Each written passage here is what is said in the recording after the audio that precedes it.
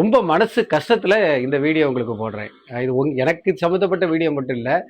நம்ம 4 மாவட்டத்துக்கு சம்மந்தப்பட்ட குடிநீர் சம்மந்தப்பட்ட ஒரு வீடியோ.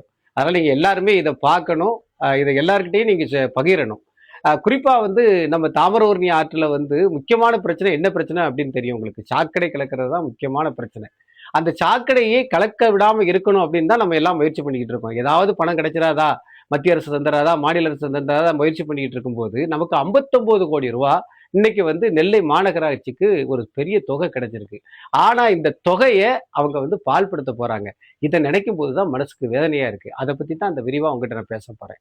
அதாவது நான் 2018ல ஒரு வழக்கு திறந்தேன். தாமிரபரணி ஆற்றுல வந்து சாக்கடை கலக்கக்கூடாது.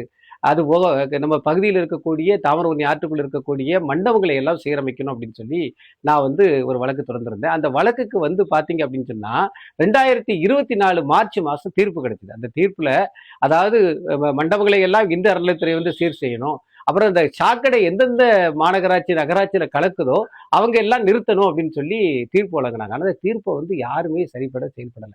இதுக்காக மாநகராட்சி ஆணையாளர்லாம் கூப்பிட்டு அவருக்கு வந்து பயன்லாம் போட்டாங்க. ஆனாலும் எந்த நடவடிக்கையும் எடுக்கல. இதுக்கிடையில பாத்தீங்க அப்படின்னு சொன்னா அந்த 2024 வந்து நவம்பர் மாசத்துல 10ஆம் தேதி நீதியரசர்களே நேரில் வந்தாங்க. நேரில் வந்து பார்த்து இங்க இருக்கக்கூடிய சாக்கடையெல்லாம் பார்த்துட்டு இப்படி சாக்கடையை தாமிரபரணியில கலக்கலாமா? வேதனையா இருக்க. உங்க வீட்டுக்குள்ள இப்படி சாக்கடை கலப்பீங்களா அப்படின்னு சொல்லி வேதனையோட அந்த அதிகாரிகளை வந்து ஏசிட்டு போனாங்க. அப்படி இருந்தும் இவங்க எந்த நடவடிக்கை எடுக்கல. இதுல பாத்தீங்கன்னா 2026 ஜனவரியில ராஜஸ்தானில் வந்து வாழக்கூடிய 23 நதிகளை மீட்டெடுத்த நீர் மனிதர் ராஜேந்திர சிங்க நம்ம ஊருக்கு அனுப்பி அவர் வந்து ஒரு வரைவு திட்டத்தை தயார் பண்ணிட்டாங்க. இந்த வரைவு திட்டம் மூலமா நம்ம மத்திய அரசு கிட்ட பணத்தை வாங்கி தாவரவர்ணியை காப்பாற்றோம் அப்படின்னு சொல்லி நீதிபதிகள் வந்து முடிவு பண்ணியிருக்காங்க. அவரும் வந்தாரு. இங்க வந்து பார்த்துட்டு நம்ம நதியை பார்த்து இந்த நதி வந்து ஆஸ்பத்திரியில் அட்மிட் ஆயிருக்க நதி, இந்த நதியை உடனே காப்பாற்றணும், இல்லாட்ட அந்த நதி செத்து போகும், செத்து போக விட்டுறக்கூடாது. இந்த நதி செத்து போச்சு அப்படின்னு சொன்னா இங்க இருக்கக்கூடிய 4 மாவட்டத்தோட குடி தண்ணீர் மட்டும் இல்லாம விவசாயமும் தொழிற்சாலையும் போயிட்டா இது பாலைவனம் ஆயிரும் அப்படின்னு சொல்லி அவர் வந்து வரைவு திட்டத்தை தயார் செய்து தருகிறேன் அப்படின்னு சொல்லிட்டு போயிருக்காரு. இந்த நிலையில தான் பாத்தீங்க அப்படின்னா நமக்கு வந்து 59 கோடி ரூபாய் இப்போ வந்து மாநகராட்சிக்கு ஒரு பெரிய தொகை கிடைச்சிருக்கு. இந்த பெரிய தொகையை வச்சு இவங்க வந்து சாக்கடையை வந்து நிறுத்துவாங்க அப்படின்னு நினைச்சா இவங்க போட்டிருக்க திட்டமே நம்மளை வந்து திடுக்கிட வைக்குது. ஏன்னு கேட்டீங்க அப்படின்னா தாமிரபரணி ஆற்றுக்குள்ள வந்து தூத்துக்குடி மாவட்டத்தில் நாங்க முள்செடியை பிடிங்கிட்டு இந்த பகுதியில வந்து நாங்க வந்து மரங்களை நடும்போது ஆற்றுக்குள்ள மரத்தையே நடக்கூடாது அப்படின்னு சொல்லி பொதுப்பணித்துறை வந்து எங்களுக்கு வந்து கண்டனம் தெரிவிக்குது. அதை விட அப்படி பண்ணக்கூடாது அப்படின்னு சொல்லி எங்களை வந்து ஓரம் கட்டி கரையில தான் நீங்க வளர்க்கணும் அப்படின்னு சொல்லுது. ஆனால் இவங்க என்ன பண்றாங்க அப்படின்னா மாநகராட்சியில இந்த 56 கோடி ரூபாவையும் கொண்டு போய் சாக்கடையில அவங்க நிப்பாட்டு எந்த திட்டமும் போடலை. அதெல்லாம் சும்மா கண் துடைப்புக்கு எப்படி நீதியரசர்கள் வரும்போது மேக்கப் போட்டாங்களோ அந்த மாதிரி தாமிரபரணிக்கு மேக்கப் போட்டு போடுறதுக்கு மட்டும்தான் திட்டம் போட்டிருக்காங்க.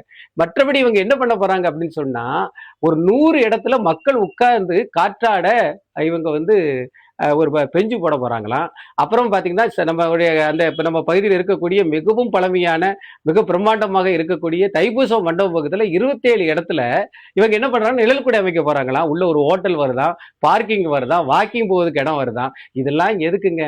அதாவது சாக போறக்கூடிய தாமிரபரணியை காப்பாத்துங்கன்னு சொன்னா நீங்க என்ன அப்படின்னு சொன்னா மேக்கப் போட்டு அந்த அம்மாவை சாவடிக்க, அதாவது பாடையில கொண்டு படுக்க வைக்கலாம்னு நினைக்கிறீங்களா? இது வந்து வன்மையா கண்டிக்கத்தக்கது பார்த்துக்காங்க.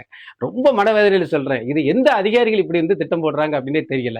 நீங்க இந்த 59 கோடி ரூபாய் நீங்க என்ன செய்யணும்? நீங்க இந்த 23 இடத்துல சாக்கடையை சொல்றீங்களா, அந்த சாக்கடையை நிறுத்துவதற்கு திட்டம் போடணும். எப்படி வெளிநாட்டுல பாத்தீங்கன்னா ஒரு பில்டிங்ல வந்து வரக்கூடிய கழிவு தண்ணீர் எல்லாம் இயந்திரம் மூலம் சுத்திகரிச்சு அந்த பகுதியில் மரத்தை வளர்க்காங்களோ அதே மாதிரி நீங்க மரத்தை வளர்க்கணும். கரையில மரம் வச்சு மரம் வளர்க்கணும். அதோட மட்டும் இல்லாம மாநகராட்சிக்குள்ள பாயக்கூடிய 4 கால்வாயா இருக்கக்கூடிய நீங்க இரட்டை கால்வாய், அந்த பக்கம் பாத்தீங்கன்னா பாளையம் கால்வாய், கோடகன் கால்வாய், இந்த கோடகன் கால்வாயில் கலக்கக்கூடிய சாக்கடையை பாளையங்கோட்டை மேலப்பாளையம் டவுன்ல கலக்கக்கூடிய சாக்கடையை நிறுத்துறதுக்கு நீங்க ஏற்பாடு பண்ணணும். அது மட்டும் இல்லாம நீங்க பேங்க் மாதிரி சேர்த்து வச்சிருக்கீங்களே ராமியன்பட்டி, அந்த ராமியன்பட்டியில மக்களே வாழ முடியாத அளவுக்கு ஒரு மிகவும் குப்பை மேடாகவும் அங்க இருக்கக்கூடிய சாக்கடை மோசமாக இருக்குது. அந்த சாக்கடையை சுத்திகரிக்கணும். இது நீங்க 59 கோடி ரூபாய் பண்ணுனீங்க அப்படின்னு சொன்னா நீங்க உண்மையிலே இந்த மக்களுக்கு செய்ய வேண்டிய நல்ல விஷயத்தை செய்யறீங்கன்னு அர்த்தம். அதை விட்டுட்டு நீங்க இந்த மாதிரி கட்டடம் கட்டுறது, அது கட்டுறது, இது கட்டுறது அப்படின்னு சொன்னா சாக போற பெண்ணுக்கு நீங்க பூமாலை போட்டு சந்தனம் சாத்தி அவளை மீண்டும் சாகடிக்க போறதுக்கான ஒரு சமம். மனவேதனையோட பேசுறேன். தாமிரபரணிக்காக மனவேதனையோட பேசுறேன். இது வரைக்கும் எந்த வீடியோவிலையும் நான் இந்த மாதிரி மனவேதனையில் பேசுனது கிடையாது. இந்த தடவை நான் பேசுறேன். தயவு செஞ்சு இந்த திட்டத்தை பூரா இது பண்ணிட்டு சாக்கடை நிறுத்தத்துக்கு மட்டும் ஏற்பாடு பண்ணுங்க. நீங்க சொல்லக்கூடிய இந்த 7 கிலோமீட்டர் ஒரு 25 படித்துறை தான் இருக்கு. அந்த படித்துறையிலையும் மண்டபம் பாத்தீங்கன்னா உடஞ்சு கிடக்க கல்களை தூக்கி வச்சு அதை சீர் செய்யுங்க. இது போதும். இந்த 2 விஷயத்தை செஞ்சாலே தாமிரபரணி காப்பாற்றப்படும். மாநகராட்சியில் இருக்கக்கூடிய ஆணையாளரும் இப்ப இருக்கக்கூடிய மேயர், துணை மேயரும் பெரிதளவு பாராட்டப்படுவாங்க. நிச்சயம் செய்வீங்கன்னு நம்பிக்கையோட நான் இந்த வீடியோவை பகிர்ந்தேன். இது கோபம் இல்லை, உங்ககிட்ட கோரிக்கை. இதை நீங்க எல்லாருக்கிட்டையும் பகிருங்க. இந்த பிரச்சனையை எல்லாருக்கிட்டையும் சொல்லுங்க. நதியை காப்பாற்றுங்க. நதி இருந்தால்தான் நாம் வாழ முடியும். இல்லது சந்நிதிக்கு நம்ம பாலைவனத்தை தான் விட்டுட்டு போகணும். மிக்க நன்றி, வணக்கம்.